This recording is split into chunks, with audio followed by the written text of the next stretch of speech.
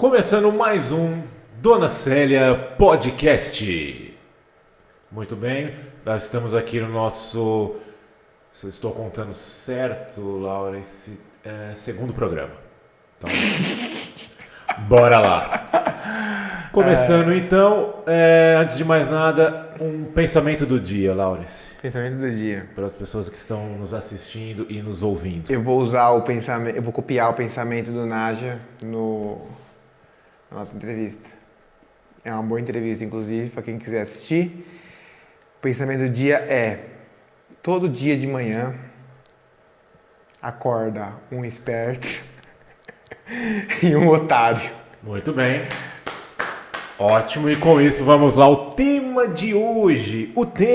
Qual é o tema do nosso programa de hoje? Então, eu mandei pra você o tema, que era mais ou menos como funciona a graduação do jiu-jitsu, o caminho até a faixa preta, pra ser mais sincero. Da faixa branca à faixa preta de jiu-jitsu. Por que você tá falando com a voz de locutor? É tipo para fazer a chamada do programa. No programa de hoje, Ah. da faixa branca à faixa preta. No Ia ser Globo da hora Repórter. se tivesse a sabe? entradinha, né? É. Tipo assim, fazer igual programa de rádio mesmo. E antes de mais nada, chama a vinheta. É outra coisa que a gente precisa ter, a vinheta. Não vai ter vinheta aí, cara. Não sei porque tem vinheta. Ah, a gente botou no Me Spotify. desculpem o barulho, ele está comendo um crepe que eu forneci a ele aqui para Ninguém mandou me iniciar dar. o café da manhã. A gente tá no Spotify. Então segue lá no Spotify, Dona Célia Podcast. Só procurar fácil. E aí, como a gente tá no Spotify também, agora não tem sentido a vinheta. Tem, porque a gente tem no YouTube, a gente tá gravando, nós estão me vendo. Beijo, mãe. Te amo. Tá gravando no YouTube, mas aí no Spotify vai ficar tipo um... Eu vou gastar tempo fazendo uma vinheta de vídeo. Isso, porque você pode pôr áudio, tipo uma senhora falando, Dona Célia, podcast. Nossa, isso parece um aluno seu aqui. Não Parece um moção. Parece tipo moção. Tá. Tá, É importante, nós temos que ter todas as ferramentas. Porque em algum momento eu posso falar, este programa tem um oferecimento de MLV Store. Tá vendo? Luiz Esse Luna, programa tem um personal. oferecimento de Heavy Brothers Jiu-Jitsu, Rua Célia, número 57, Jardim de Norá, Cotia. E no Instagram, @CT Heavy Brothers. É isso. Fácil. Nós estamos patrocinando nosso próprio episódio. Isso é bem importante. Aí eu queria mandar um abraço também a toda a comunidade tricolor. Por que eu vou falar sobre o São Paulo em nem um minuto? Porque assim como o jiu-jitsu e a arte marcial, um São Paulino hoje trabalha um dos grandes fundamentos da arte marcial, que é a resiliência. Resiliência. Né? Você como acompanha meu sofrimento por todos esses anos, resiliência é quando você encontra força para reagir às adversidades que a vida lhe traz. E como São Paulino, é só adversidades que a gente enfrenta. Bora lá. Bora lá. Vamos começar então, Petinho. Qual que é a primeira dúvida? Primeira pergunta. Eu que o anotei senhor algumas tem pra mim? coisinhas aqui pra gente sempre eu tô vendo. Eu tô curioso. O meu caderninho Eu tinha algo pra começar, mas eu esqueci porque eu fiquei no seu caderno. deu branco. Deu branco, top.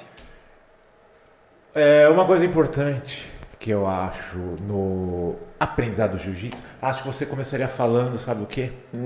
Que entraria tipo aqui a minha primeira pergunta, da faixa branca à faixa preta, das dificuldades e da complexidade que é praticar o jiu-jitsu e como você se mantém motivado para trilhar todo este caminho. Então por isso a minha primeira pergunta seria: você lembrando aquele jovem Laurence, quantos anos você começou quando você tinha jiu-jitsu? 8 anos. 8 anos de idade, hoje o senhor está com 26, correto? 26. Em 3 meses faço 27. 26 anos. 26. Então lá, o jovem Laurence, começando o Laurence jiu-jitsu. gordinho. Laurence gordinho. Em que momento você se sentiu fisgado ali pelo jiu-jitsu? Eu nunca te perguntei isso. O momento que você falou, cara, realmente eu vou seguir. Ou foi só fazendo? Sei lá. Quando você é criança, você não pensa, né? Quando você é criança, você não tem muita opção. Você não tem nada, tipo... na sua cabeça, inclusive. Porque Você só vai. só vai, só vai. Ainda mais, eu não tenho nada na minha cabeça hoje em dia, imagina. Com 9 anos de idade. Isso, então era muito difícil de saber. Porém, eu lembro um dia que eu falei tipo assim, caralho, isso aqui funciona, mano. Isso aqui é top. Tipo o Anailton caindo de moto. Tipo a Nailton caindo de moto. Fala, isso aqui realmente funciona. E isso daqui você fala, mano, isso aqui é louco demais. Eu era um jovem criança que só apanhava porque treinava com os adultos. E na minha época, todo mundo diz isso, né? Na minha época, não tinha moleza. Saudosismo.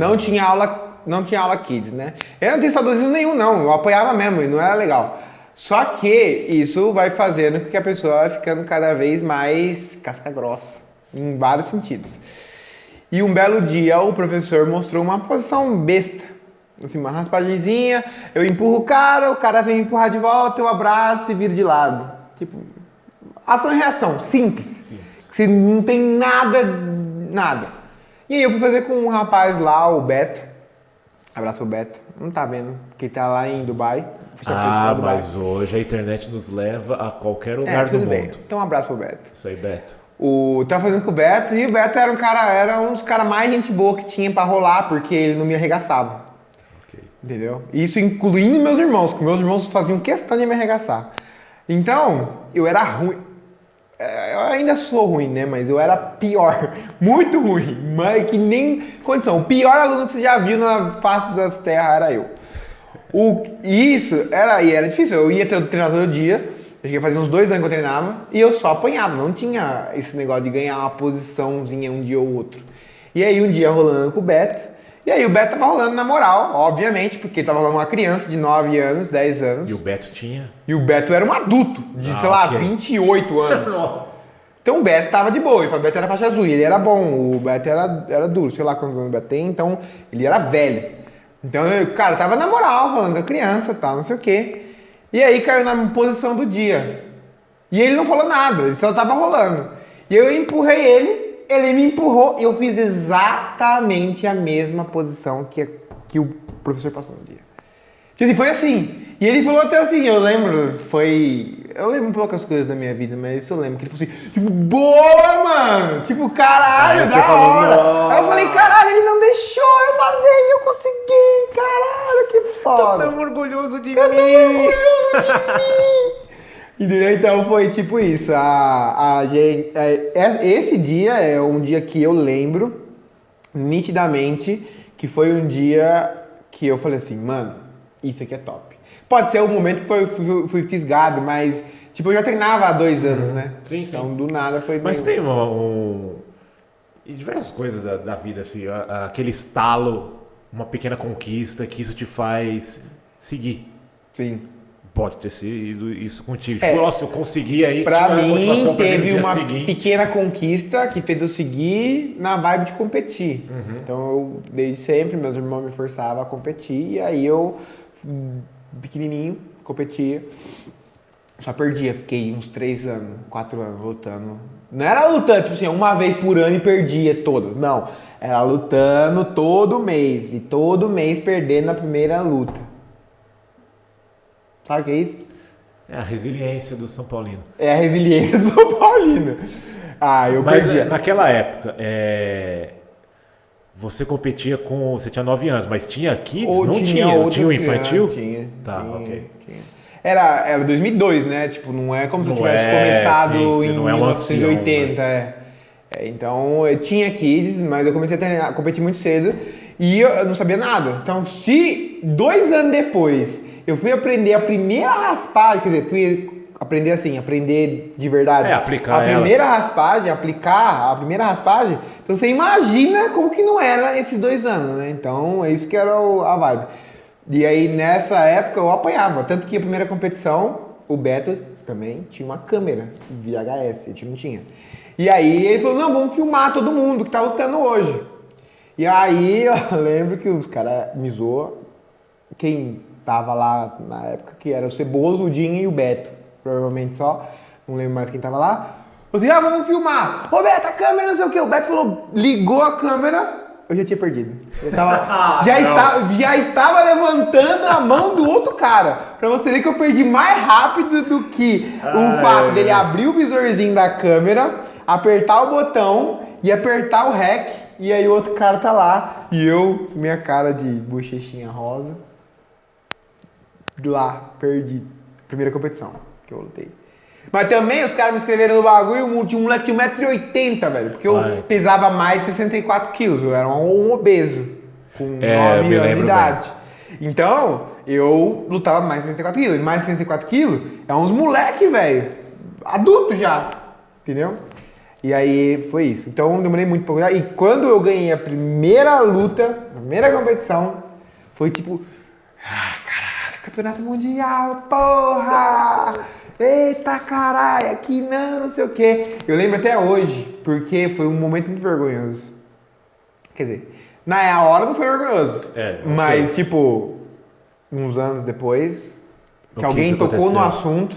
Não, eu falei, eu ganhei, e aí, tipo, cumprimentou, blá blá blá, levantou minha mão, e aí tava os caras lá em cima, era no ginásio de Ibirapuera. E aí eu fui lá no meio do tatame e fiquei assim, ó, pulando assim, Oh, não. Eu não sou uma pessoa comemorativa, eu sou uma pessoa levemente reservada. Eu sou um cara que não me expõe muito. Extravasou todos aqueles... E aí todos os anos, 3, 4 anos de vieram à tona naquele momento. E aí eu não lembrava disso. Muito feliz, fui embora e tal, não sei o quê. E aí eu era um pouco mais velho, já tava ganhando um monte de competição. E aí um cara que tava lá no dia... pegou e falou assim, eu lembro, mó bonitinho, o dia que você ganhou o primeiro lá, que você ficou pulando. E assim, depois que eu comecei a ganhar um monte, eu ganho tipo, mano, ganhei, né? Foda-se, tá ligado? E aí, lembrou esse dia e eu fiquei com muita vergonha. Eu não tenho vergonha hoje, né? Porque eu sei que era um momento... Claro. Era uma criança muito feliz. Exatamente. Então, mas... Eu comemorava quando eu ganhava no tazo. Então, mas aí, cara... De jiu-jitsu. Eu fico com muita vergonha, eu lembro essa porra até hoje, porque me remeteu na hora, e aí na hora eu me imaginei fazendo, e aí, mano, já era. Tá, vamos voltar. O bagulho é o seguinte, eu acredito que o cara, ele tenha o negócio do fisgo, ou fisguei, tô fisgado pra poder fazer, no momento que ele entende que aquilo é pra valer. Porque até aquilo é pra valer...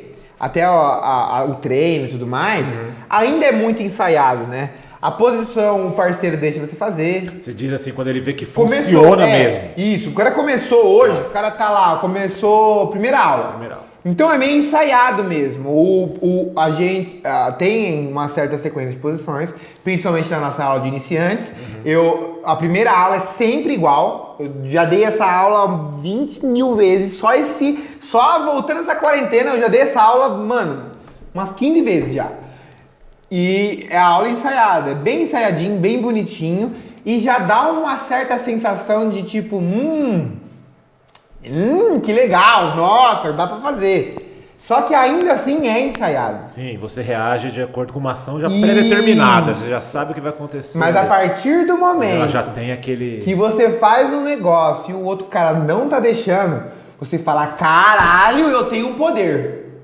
Porque é tipo isso, jiu-jitsu dá tipo um poder de super-herói pra você.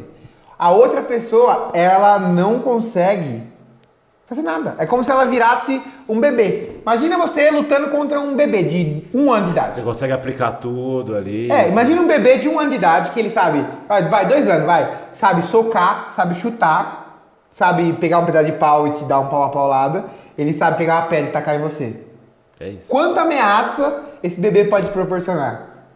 E a primeira vez que você consegue fazer algo sem o outro cara deixar, ou quando, às vezes você faz isso com outro iniciante também, né? O outro cara não sabe o que está acontecendo ali e aí você acaba fazendo.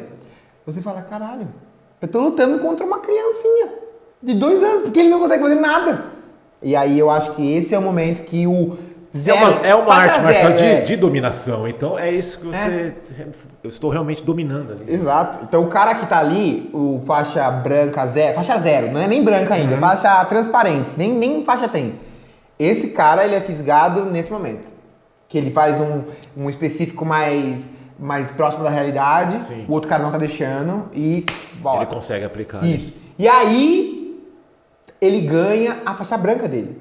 Porque primeiro ele compra a faixa branca dele, ele compra o kimono e compra a faixa.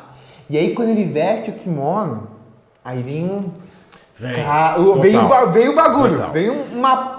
Nesse poder. momento você tá no tatame com o kimono, amarrando a sua faixinha, você fala, agora eu sou do jiu-jiteiro. Agora eu sou brabo. É bem Entendeu? isso. E aí, sim. Mas pra mim, você ganha a sua faixa branca a partir do momento que você ganha o primeiro grau. Ali você viu que. Eu concordo. Você tem a real evolução. Isso, ali. que você fala assim, Nossa, agora eu dei o primeiro passo. Isso, eu não sou mais iniciante. A gente comentou no outro, alguns alunos que comentaram da gente, tipo, eu saí, e aí, quando eu voltei, eu lembrava várias coisas ainda. Falei, porque você não dá mais pra tirar o que você aprendeu. O negócio é complexo. Repetição, né? E Trabalha repetitivo o suficiente para que quando você aprenda, já era, nunca mais você esquece. Então, nesse caso, a gente, o cara que ganha o primeiro grau, pra mim, ele vira faixa branca ali. E a maioria já é fisgado ali. E aí é já difícil era. largar. A gente tem exemplos aqui de pessoas com 1 grau, por exemplo, veio essa pandemia. Que vem e volta, a gente sabe, vem e várias volta. coisas na rotina da gente acabam tirando várias práticas que a gente tem. É o trabalho, a faculdade, a família, mas a gente vê que os alunos acabam voltando. Porque mesmo com aquele primeiro grau, que em média quanto tempo? Em média, uns 3 meses. Uns 3 meses. É pouco ainda, mas pouco. aquilo já está inserido na pessoa. Sim. Eu ainda insisto, uma das grandes vantagens do jiu-jitsu é que a aplicação que ele tem na tua vida mesmo. Que nem você falou de realidade. Assim. A sua primeira aula é defesa pessoal. E ontem estava conversando com a Samara e a Débora, que fez uma aula com você. Isso, a Samara fez essa aula, ela está acho que na nossa 4ª aula aqui, e ela falou que ela chegou em casa... A Samara tá mais... 5ª aula que seja. Mano, a Samara, ela veio pra caralho já. 5ª aula. Tá. Confia. Vai. E ela falou que ela chegou em casa e passou para toda a família a sua aula de defesa pessoal. Que ela falou, Ricardo, eu fiquei, maravilhada, assim. Eu descobri que se eu viro o pulso e tal, eu falei, é legal porque realmente ela vê que funciona. E a Débora foi a mesma coisa. Ela falou, eu não imaginava que ia ser assim. Eu não imaginava que o jiu-jitsu seria isto. A gente sempre insiste, quando você está no tatame e faz a aula, é só ali que você vê como que é, o quão bom, divertido que é, enfim. E a mesma coisa foi com ela na aula de defesa pessoal. Ela falou, nossa, que legal, que tal. Ensinou pra família, tipo... Ensinou. Tá Ela falou, ligado? Ricardo, eu passei pro meu namorado, passei pra mãe, passei pra todo mundo. Porque, gente, é real, total. E que nem você falou, você vai sendo fisgado nessas pequenas coisas, assim. Sim. Então, isso aproveitando este gancho que você falou da faixa branca. Pera aí, papá. Aproveitando este gancho da faixa branca, são 5 faixas no jiu-jitsu, né? Pra quem está... Sim. Branca, pra quem é adulto, né? A partir dos 16 anos. Nos adultos. Branca, azul, roxa, marrom e preto. Para as crianças, acrescenta cinza, amarela, laranja e verde antes da azul. Então é branca, cinza, amarela, laranja e verde antes da azul. E se a criança é menor, tem as intermediárias dentro de cada faixa. Então é branca, cinza com preto. Aí vai amarela com branco, amarela com preto. E assim por diante até a faixa azul. Então, azul ela pode ser... Pegar com 16 anos. 16 anos. Eu peguei com 14, sempre foi, com 16 anos, né? Mas eu peguei com 14 anos a minha faixa azul, porque antigamente, quando eu peguei minha faixa azul, 14 anos era 2008. É isso. E podia se graduar antes, o cara acabava... às vezes as crianças que desenvolviam mais cedo eram maiores, acabavam desenvolvendo mais 16 anos. Tá. Azul. A partir dos 16 é branca, azul, roxa, marrom e preta. É isso. E quanto tempo, em média, o aluno percorre isso? Eu tô começando hoje. É uma pergunta que você sempre ouve. Eu sempre ouço. Quando você é faixa preta? Isso é de o cada tempo um, médio, mas médio. Médio, pra você chegar da branca até a preta. Pra um adulto que vem treinar 3 vezes por semana. 10 anos. 10 anos, nem é Não tanto, tô desanimando ninguém, porque passa muito rápido. Eu, por exemplo, comecei a treinar em 2002, nós estamos em 2020. 2020. São 18 anos. Passa, tipo assim, ó, nem parece que eu treinei tudo isso de tempo. O cara que vem treinar 3 vezes por semana, pra pegar a preta, é 10 anos. Você pode fazer uma matemática simples, que às vezes, nem muitas vezes é assim, porque você tem alguns platôs, né? Você desenvolve e para. Aí você fica um tempo, aí você desenvolve e você para. Então, o fato de você continuar treinando ajuda você a quebrar esse platô. Mas, se você fizer a matemática básica 3 vezes por semana, 10 anos, se você vier 6 vezes por semana, que é normalmente as academias têm de segunda a sábado, a gente tinha, só não tem agora por causa da pandemia, você consegue ter, como que eu posso dizer, uma metade do tempo. Então, um cara pode pegar a consegue encurtar em 5 anos, vai. Teoricamente, numa regra de 3 besta. Se não for uma regra de 3 besta, você atrasar um pouco com alguma coisa, uns 6, 7 anos. Que é o normal. Um cara que pega a preta rápido, pega em uns 7, 8 anos. Óbvio que tem uns caras que são, por exemplo, Caio Terra, é um cara que é top, tem competitivo em 4 anos. Demian Maia, em 4 anos. Porque os caras eram fora da curva e os caras não é à toa que eles são campeão mundial. O Demian Maia é o cara que mais ganhou lutas no UFC. Então é tipo, o cara que nasceu pro bagulho. Não nasceu pro bagulho, né? O cara treinou pra isso, mas o cara. Tá ligado? Não, sim, tem sempre alguém que consegue... ele tá meio fora da casinha ali. Mas a gente então, o normal ali. O normal 10 anos. Entre cada faixa, o normal, como são 5 faixas, é 2 anos por faixa. Faz mais ou menos uma conta básica aí. Só que qual que é a minha visão? A base é a mais importante. Você não tem que ter pressa para sair da branca. Apesar de que a branca é a única que você tem pressa para sair. É a única, Entendeu? Exatamente. É a única. Você não quer botar uma corzinha ali na sua faixa. Tem que falar, mano, mas eu já treino 1 ano, velho. Como é que você não vai me dar uma faixa, tio? Entendeu? Então não a branca... Isso é uma questão que já foi debatida no jiu-jitsu, de ter 5 faixas apenas, né? Sim. Principalmente na branca, eu acho. Eu acrescentaria, na minha opinião, as coloridas para os adultos também.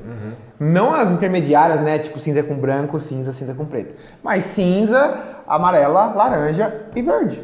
Não é muita faixa mais. Não é. E aí eu poderia graduar um cara de 6 em 6 meses ou de 1 em 1 ano. E aí o cara, ele não ficaria tão assim... Porque mesmo que você fala, a base é mais importante, mas a pessoa fala, eu ainda sou um faixa branca. E a gente sabe, que nem eu falei um pouco antes, a rotina acaba, às vezes, te permitindo vir uma vez a semana, 2, e aí você tem aquela escapada no trabalho, consegue vir mais um dia, aí você vai prolongando, daí você pega férias, vai viajar com a tua família e tudo mais. E aqui na academia mesmo a gente teve faixas brancas com 3 anos de treino, né? 4 anos de treino, então... Por isso, às vezes você se afasta, às vezes você tá subindo sua escada, torce lá, se machuca, fica 3 meses sem vir. E aconteceu do rapaz aqui lavar o quintal, escorregar, bater a bunda e a perna ficar travada. Tipo, sabe, bater o osso da bunda e ficou travada uma perna. Ele não conseguia correr, não conseguia fazer as posições, então ele ficou, tipo, sei lá, 2 meses em casa. Porque ele tava lavando o quintal e escorregou. Então. Tá ligado? Nada a ver. Mas o que, na minha opinião, tinha que acrescentar. Só que como eu acho que a base é mais importante, eu prefiro que o cara tome ali 3 a 4 anos na branca, 2 a 3 anos na azul, e aí 1 ano da roxa e 1 ano da marrom. Perfeito. Dá na mesma coisa. A diferença é que se você bota uma base boa, você não tem 0 dificuldades de passar da roxa para marrom e da marrom para preta. Um faixa roxa que treinou 7 anos, é quase faixa preta. A única coisa que falta é malícia. É de, tipo, falta rolar, falta fazer mais coisa, falta participar de competição, falta, tipo... você vai agregando experiência. Exato, né? Mas falta muito pouco pra você, tipo, chegar lá. Muito pouco. Então, pra mim, um faixa roxa com 7 anos de treino, ele é preta. O problema é que nem todo mundo está disposto a segurar o cara na roxa por 7 anos. E nem todo mundo está disposto a ficar na branca e na azul por 7 anos. Porque é um período curto, dá para ser um período curto. Fala, mas eu não quero ser atleta, eu não quero ser competidor. Mas o jiu-jitsu, só pelo fato dele ser real o suficiente, quando você é mais graduado, o cara ele vem para te matar. no treino. Ah, você carrega uma responsabilidade ali, né? Enquanto você é branca, você tem zero responsa. Ninguém quer Você saber vai de até você. solto, aquele Você vai velho solto, soltinho. isso. Eu sou branca, se eu conseguir finalizar um azul, pra mim é um bônus. Sim. No caso do branca, vamos supor que você é um branca de estatura mediana, nem muito alto, nem muito baixo. Seu corpo também não é nem muito forte, nem muito fraco. Você é um cara médio. Médio. Que é a população, média. Esse cara, quando ele é branca, ele começa a olhar pro lado dele e aí chega uns brutamonte. Por exemplo, o Bruno Leonardo. Ele tem mais de 1,85m, ele é maior que eu. Ele tem 130 quilos. E ele tem facilidade de aprender. Algumas posições assim que eu vejo muito. Ele tem dificuldade, por exemplo, em outras, mas as posições que ele tem que ter facilidade, ele tem. Ele tem. E isso é a pior coisa que pode acontecer. Um cara grande, um cara pesado e um cara que tem facilidade no que ele tem que ter. Ele consegue desenvolver, quando ele for desenvolvendo essas facilidades Isso. que ele tem. E aí, daqui 2 meses, o Bruno Leonardo já está há uns 2 meses, mais uns 2 meses ele vai começar a rolar. Se ele pega, por exemplo, você, médio corpo, e vai rolar com você, se você é faixa branca, ele vai na moral. Porque ele fala, mano, nós dois somos faixa branca. Sim. Eu tenho que cuidar do meu parceiro. Então, eu vou na moral. Apesar de ser pesado. Ele vai te arregaçar? Ele vai. Ele vai te pesar? Ele vai. Mas ele não vai, tipo, fazer na maldade. Agora, se você é um cara médio, vamos supor que você tem 1 ano e meio a mais de treino que ele. E você é um cara médio, você não tem força. E você é faixa azul. Imagina a bosta. Sim. Porque ele vai olhar e falar assim, eu não tenho zero responsabilidade. Zero, ele tem. Exato, ele pode me machucar. Então, pra ele não me machucar, eu vou. Sim, super saiyajin. Vai com Exato, tudo. exato. Então não tem ideia. Esse cara, é nessa hora que esse cara se lasca de não ter tido paciência numa faixa antes. Entendi, perfeito. Entendeu? E aí vai virar uma faixa azul que vai Pode sofrer, se velho. frustrar, né? Ele vai sofrer. Se é um cara que não tem ego, tudo bem. Esse cara vai evoluir muito. Vai, que Porque ele vai treinar falar, o dobro. Professor, eu não tô Me ajuda. conseguindo. Me Vamos ajuda. fazer um intensivo já. Isso. E aí eu ajudo e tudo dá certo. Tudo dá bem no final. Só que se é um cara que tem o ego de vitória ali, aquela competitividade natural dele, o cara ele não vai conseguir ganhar, ele não vai ter arma pra ganhar e ele não vai ter a paciência, já Sim. não teve, né, de pegar o azul, pra poder fazer alguma coisa ali. Então isso é um perigo grande. Então, pra mim 3, 4 anos na branca, 2, 3 anos no azul e assim por diante. O gordinho compartilha a mesma ideia que a minha, até porque a gente abriu a academia junto e a coisa que a gente falou assim, a gente não vai vender faixa aqui. Quando a gente era de 13, a gente cobrava pela faixa porque a equipe demandava, ela exigia que a gente cobrasse, mas a gente não cobrar pela faixa no sentido de a graduação é o nosso 13º. Tanto que todas as graduações que tiveram, a gente fez alguma coisa para esse dinheiro virar a academia ou o dinheiro, não entrar no nosso bolso, porque a gente não quer contar com esse dinheiro, porque a gente não quer fazer disso um negócio. Pra reformar. Porque eu não quero fazer igual acontece do cara vender a porra do grau. Sim. Vender grau. Grau. R$50 mano, o grau. Grau. Esparadrapo. Que R$50? É 100 pau. Não, 100 ok, pau. nossa. R$100 um grau. Um esparadrapo. Fita de esparadrapo. E a fita de esparadrapo que é totalmente inútil. Eu posso muito bem graduar você hoje para azul daqui 4 anos, sem te dar nenhum grau. Só que o problema é que você não vê a sua evolução. O grau é isso. Né? Eu preciso avisar você. Eu preciso falar assim, olha, você chegou nesse nível agora, parabéns. Só para explicar a questão do grau, 4 graus 4 em tese. graus em tese você está pronto para a próxima faixa. Então cada faixa vem com um bagulhinho desse. E você faz uma marcação. E nesse até 4 graus. O meu é vermelho porque eu sou professor, todo professor, mesmo que seja faixa roxa, faixa marrom, é vermelho isso aqui. O cara que não é preto isso aqui. E na faixa preta isso aqui é branco. Tá? Então o 4 graus já é o próxima faixa. Eu posso muito bem te graduar sem nenhum grau. Só que você não vê a sua evolução. Não dá pra você ver. Um dia, você acorda, vem treinar, e você é faixa azul. E você tá namorando ainda. Assim, eu tô treinando todo dia, blá, blá, blá, apanhando. Aí vou pra casa, dormir e tal, não sei o que, todo dia, venho treinar. Ah, vou lá treinar, né? E aí você vem e você tá com o espírito do Hélio Gracie no corpo de vocês. E aí você vem, você treina, você fala, caralho, o que aconteceu? E aí você vem no próximo treino, putz, tudo deu certo de novo. Aí tudo de novo. E aí você fica, cacete, o que aconteceu? Do nada, Fiz do o nada, né? Fez o download. Fez download, Tá exato. A Matrix entrou na mente de vocês. Então é isso.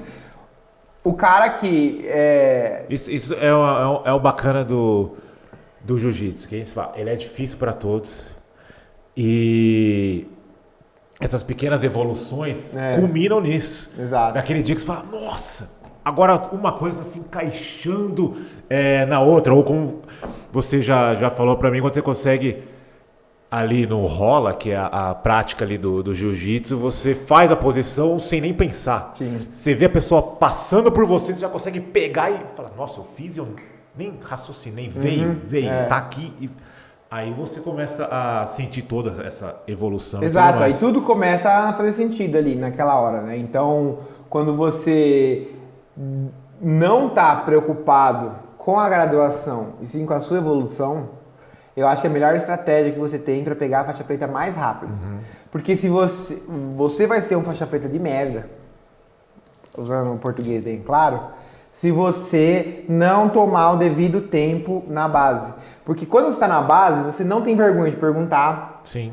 Você pode ser burro, entre aspas. Sim, entre aspas. Então, você pode, não saber aquilo. Você se dá ao direito de não saber. Quando você é graduado, você acha que você tem que saber. Então você deixa de perguntar um pouco. Então se você toma o devido tempo na base, esse bagulho assim, o que você fez aí? Me ensina aí. Não se perde. Ainda mais jiu-jitsu que é no detalhe. Isso. Onde cada detalhe importa. Cara, ou até hoje, eu vou treinar, eu vou rolar com o cara, eu vou matar ele, se ele é faixa preta, óbvio. E aí se ele faz uma posição em mim, ou se eu não consigo fazer uma posição nele, ele defende muito bem, acabou o treino, eu falo, mano, tem como você mostrar aquilo lá? Até hoje.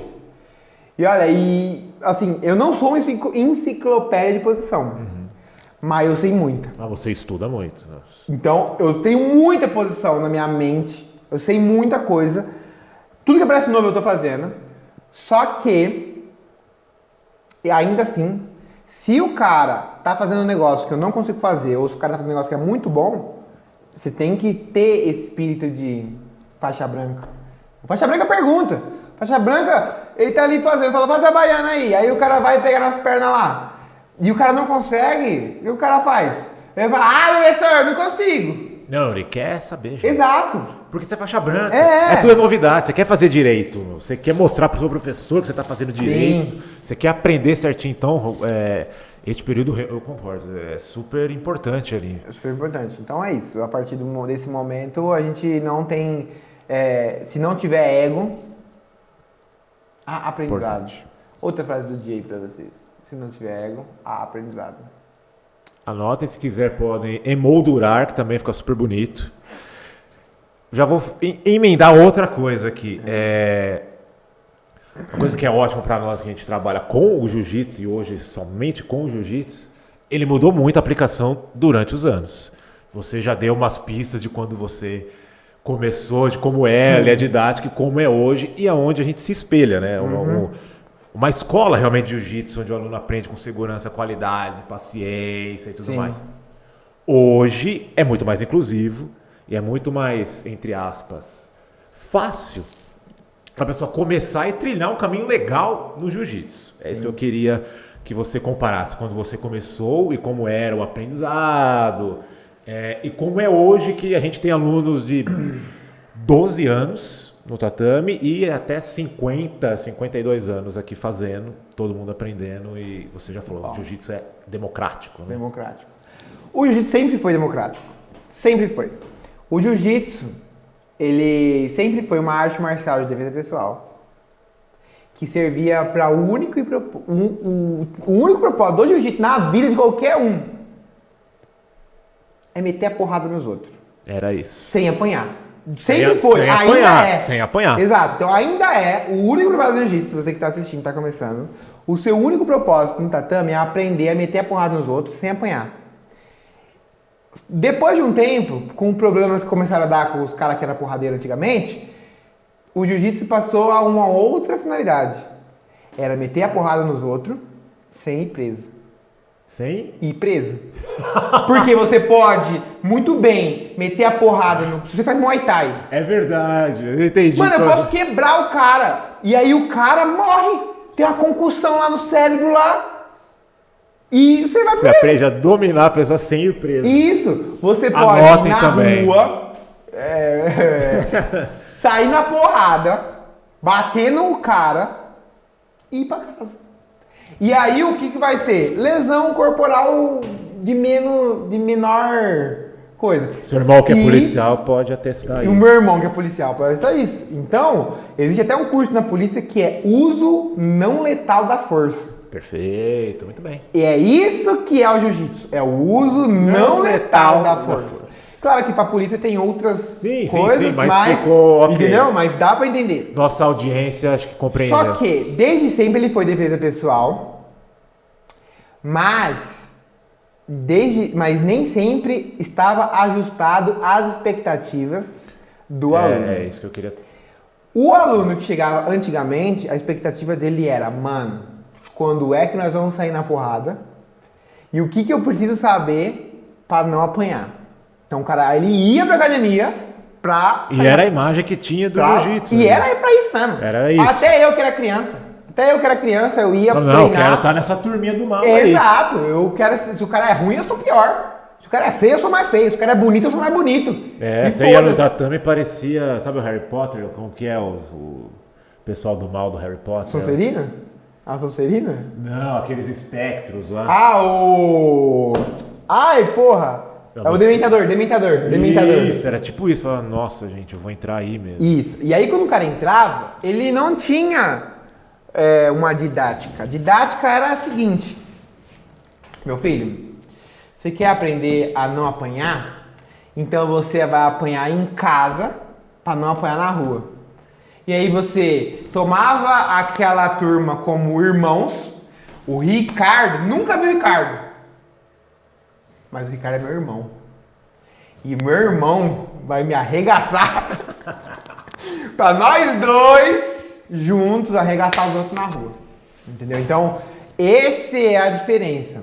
Hoje em dia, ele ainda proporciona a mesma essência de uso não letal da força, a mesma essência de defesa pessoal, para você poder sair na porrada na rua e não acontecer nada, porém, é menos invasivo.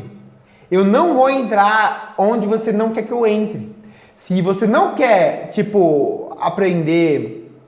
Porque o jiu-jitsu, na real, no começo era o vale tudo. O Nath já explicou isso na nossa entrevista. O jiu-jitsu era o vale tudo. Então tinha porrada, tinha tapa, tinha um monte de coisa. Então, isso em 1970, vai, 1960. Então tinha várias coisas que os caras usavam, né? E foi reduzindo. Hoje em dia, se você não quer treinar queda mais forte, de pegar o cara melhor da academia e sair lá na mão com o cara queda, eu não vou forçar isso em você. Eu vou botar você pra treinar queda com um cara que é do seu peso. Perfeito. Entendeu? É que antes parecia que... Antes era assim, Ricardo. Ou você competia, isso. Ou não, você vai aguentar esse treino até o final. É por isso que antigamente uma academia grande de jiu-jitsu tinha 100 alunos. A grande, a top, a melhor academia do mundo. Que afastava muita gente. Exato. Nossa, eu não consigo fazer isso. Então você vai da gente. Então... Só que no começo, o Hélio Gracie ensinava do jeito que ensina hoje. Ele dava aula particular, ele não invadia o espaço pessoal do aluno, ele não quebrava o aluno. Só que depois de um tempo, os alunos começaram a ficar duros e não tinha mais como eles treinarem entre eles. E aí trouxe todo mundo para treinar o treino da família. O treino da família era porradaria. Então todo mundo que era bom e trazia pro treino da família, só para os caras não darem aula particular e fazer 12 rolas por dia, juntou a galera. Juntou toda a galera. E essa galera que pôde fazer esse treino, ele só tinha uma visão. A porrada, porque ele ia lá pra sair na porrada. Mas era, tipo assim, de todo mundo que o L dava aula, era tipo assim, 20 caras. 15 caras que era desse naipe, entendeu? Só que esses caras é que lideraram a próxima geração. E essa próxima geração virou a geração porradeira. E essa próxima geração porradeira foi a que afastou muita gente do jiu-jitsu. No caso do cara que vai começar hoje... Ih, não tá gravando, parça, o vídeo. Eu acho que acabou o tempo, mas foi... Deixa eu ver quanto tempo. Não, foi uns 30 segundos. Então, o cara que tá nessa nova geração... Começando hoje, o cara ele vai começar do jeito correto. O cara ele não vai ter pressão. Se o cara falar assim, professor, eu quero treinar com o melhor da academia. Eu quero competir. E aí eu vou pegar ele e vou falar assim, olha, então você vai querer treinar queda, você vai treinar com o cara que é melhor. Eu acho que você não quer treinar queda hoje, não tem problema, você vai treinar queda, mas você vai treinar com o cara que é do seu nível. Só que o que acontece? Qual que é a diferença dos dois? A diferença é que antigamente assim, não muitos anos atrás, o bagulho era o seguinte, você não tem opção.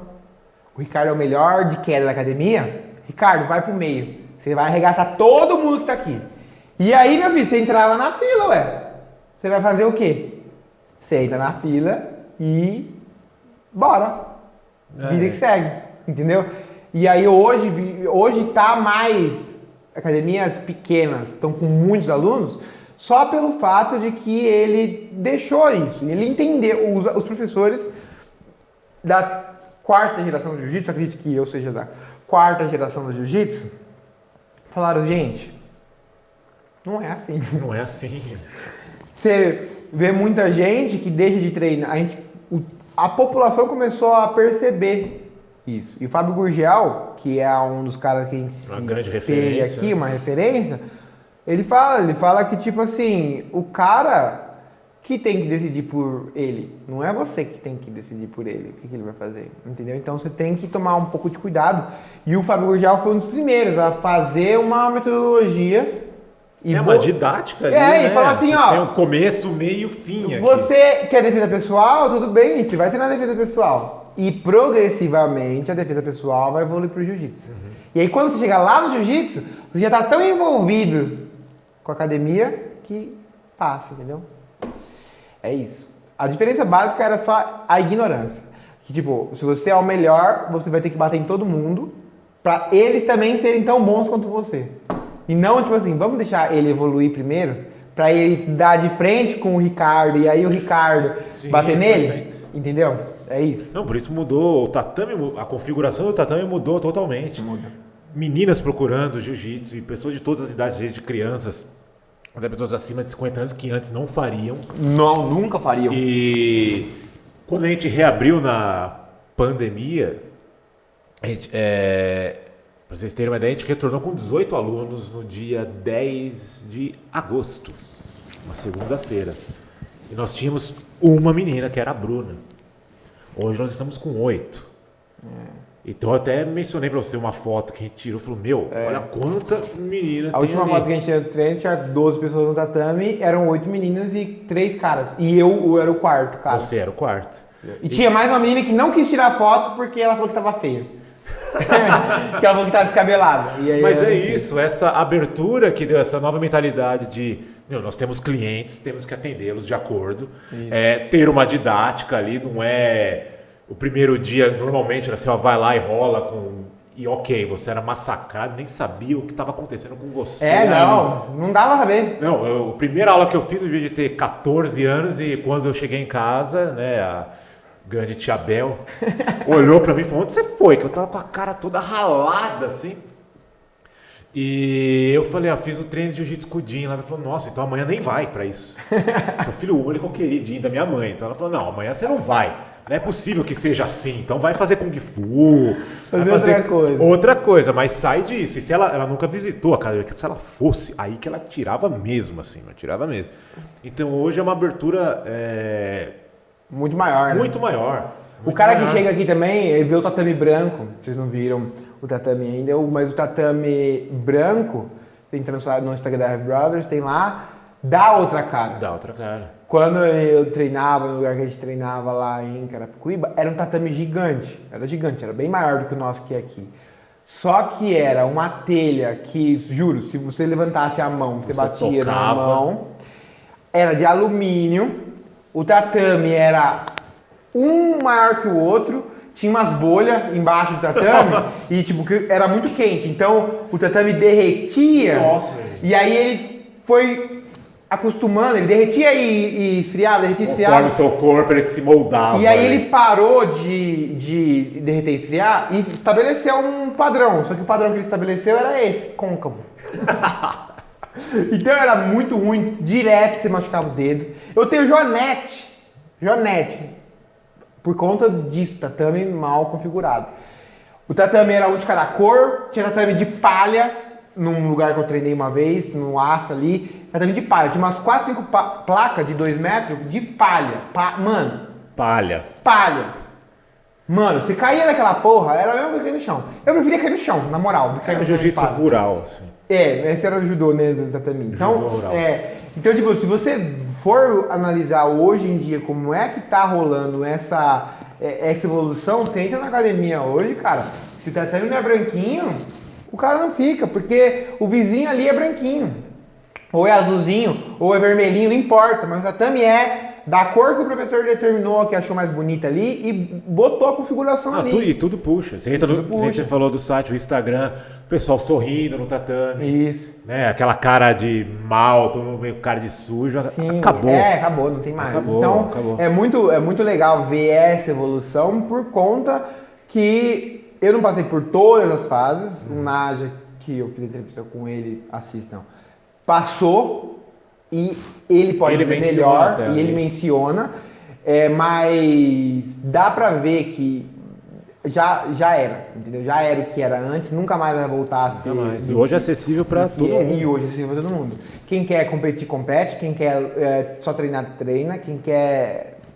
Entendeu? E todo mundo gradua. Todo normal. mundo gradua Que igual, Era uma coisa que eu todo mundo anotei, evolui. porque antes tinha isso, né? Tipo, você não competia, Não o gradua. professor te segurava. Segurava. Te segurava. E outra coisa, por isso que muita gente saía, tipo, nossa, tipo... A gente viu isso numa entrevista, que muitos professores davam mais valor para aqueles que competiam, que eram os duros e acabavam se aproximando mais dele ali, que eram no universo, sei lá, de 50 pessoas, 5, 3, e todo o restante dava menos valor, digamos assim. Sim. O jiu-jitsu e toda a arte marcial, ela é baseada no sistema Iemoto. O sistema Iemoto ele tem 3 características. O primeiro é a relação professor-aluno. O segundo é a relação aluno-aluno. E o terceiro é a relação entidade Iemoto. A entidade Iemoto é a confederação. Então, a primeira coisa, da primeira relação do professor e aluno. O professor, ele detém todo o conhecimento. Todo o conhecimento.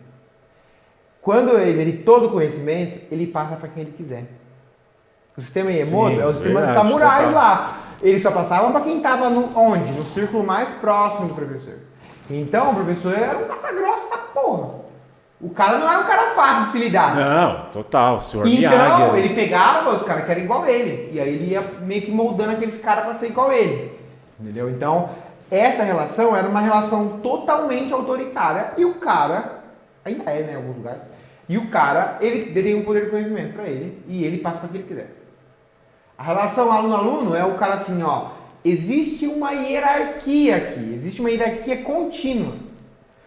E o cara que é menos graduado, ele tem que passar a ter respeito, na verdade é submissão, ao mais graduado.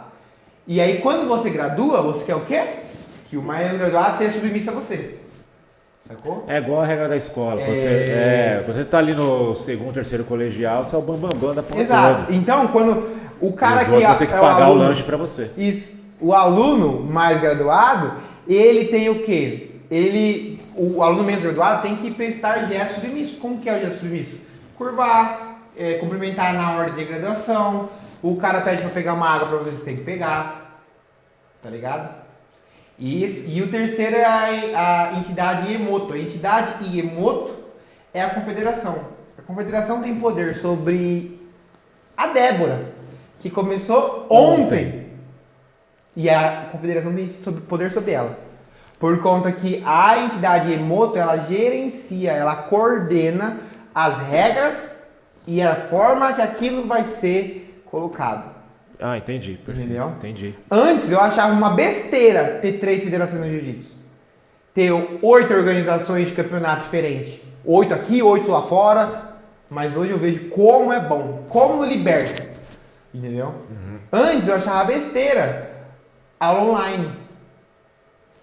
Mas quando eu descobri que existia a entidade, a Sistema Emoto, eu falava, caralho, os meus alunos estão todos dependentes de mim.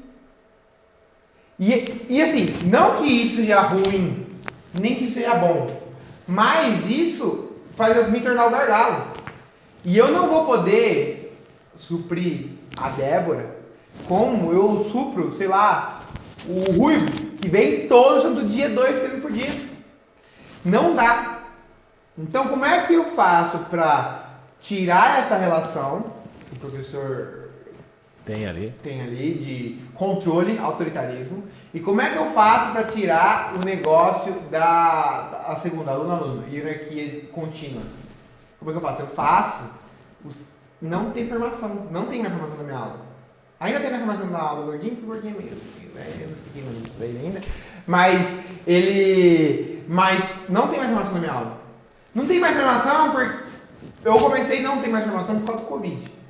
Mas depois analisando Você achou melhor, outra... eu comecei a olhar tipo, como é que estava se dando a relação entre os a alunos. relação entre os alunos. Ficou muito mais de boa.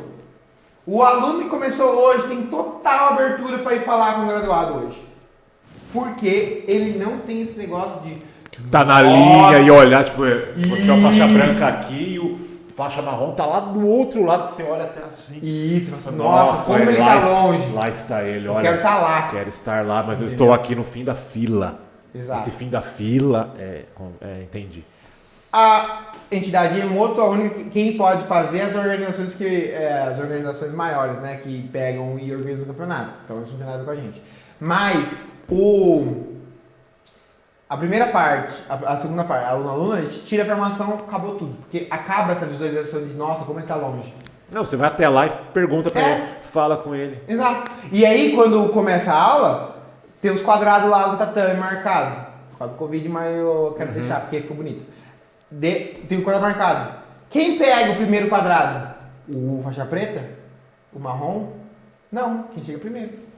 Simples e o cara chegou cedo, por exemplo, o Bruno chega às 6 e 10, todo dia. E a aula é 7 horas. E olha, quando dá 6h45, ele tá no primeiro quadrado. Na minha frente aqui, ó. Porque ele é melhor que todo mundo?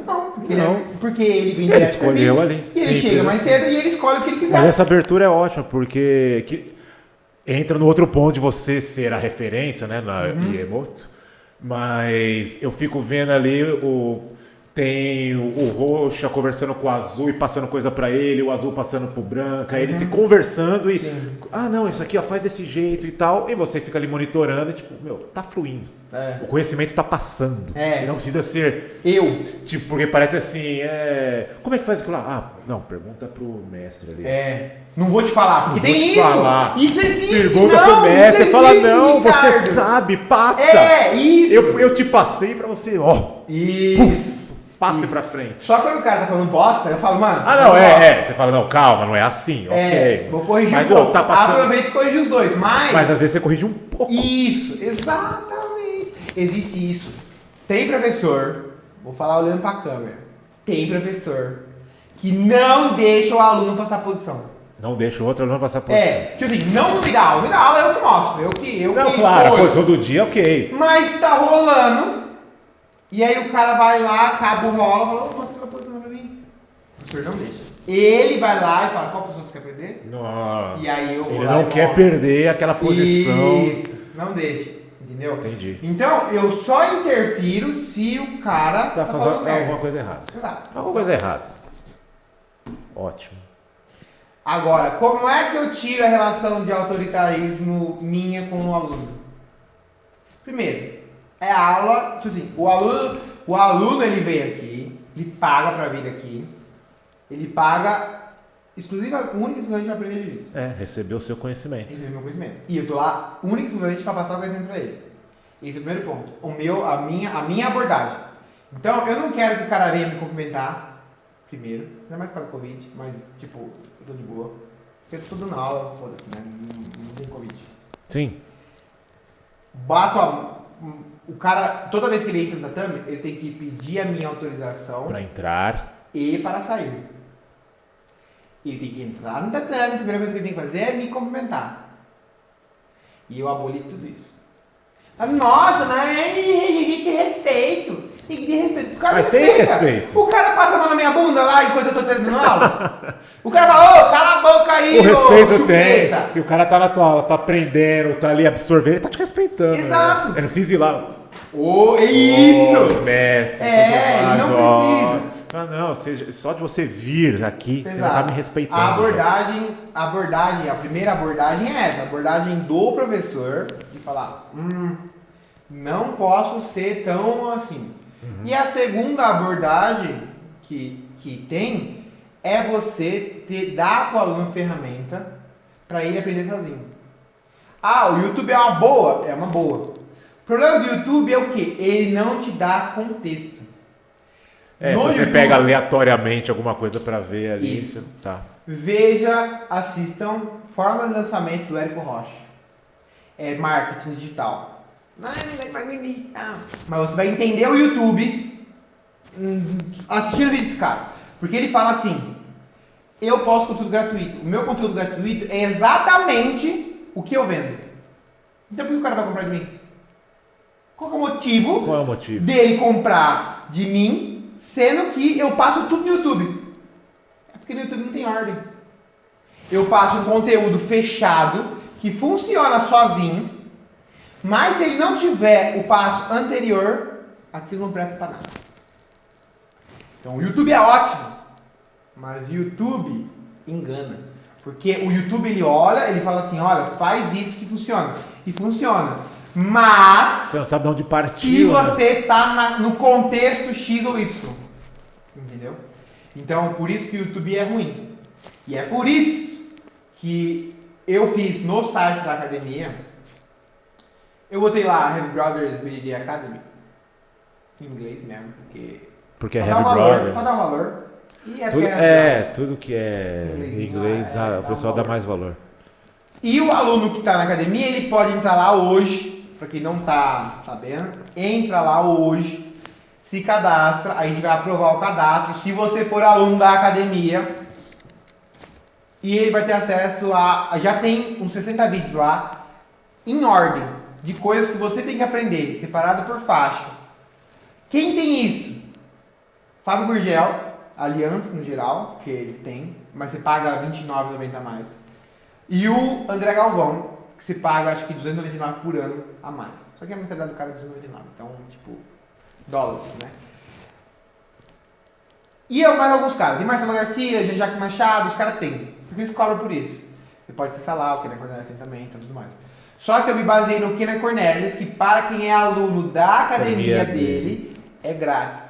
O cara tem acesso ao conteúdo lá. É ótimo, revisa, olha. E o cara pode revisar, o cara pode olhar, o cara tem opção, o cara pode ver coisa pra frente. Mas está numa ordem lógica. Mas está numa ordem lógica. Você olha lá, tem lá guarda. Sim. Você olha lá, tem passagem de guarda, tem lá faixa branca, tem lá tudo. Senão ele chega e fala, professor, eu vi um vídeo hoje do armlock do dragão invertido. Sim. E é assim. Mas exato. Como é que funciona? Você fala, não, calma, você vê o armlock do dragão invertido você primeiro. Precisa ver o armlock do dragão. É. Aí você vê o armlock. Aí você precisa partir de pé. E aí vai, entendeu? Então é isso.